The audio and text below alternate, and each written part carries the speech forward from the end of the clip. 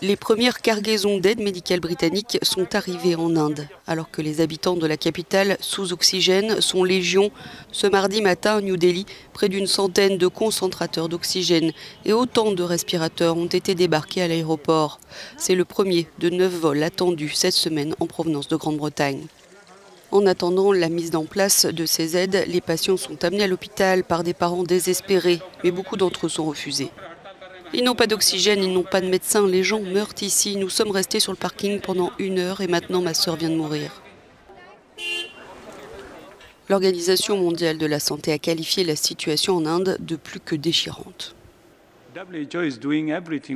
L'OMS fait tout ce qu'elle peut en fournissant des équipements et des fournitures essentielles, notamment des milliers de concentrateurs d'oxygène, des hôpitaux de campagne mobiles préfabriqués et des fournitures de laboratoire.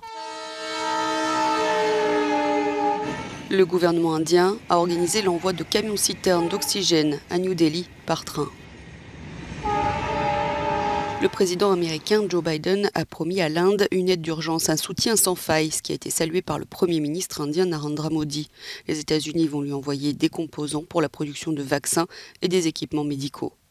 Les membres de l'Union européenne, dont la France et l'Allemagne, se mobilisent aussi pour apporter leur aide.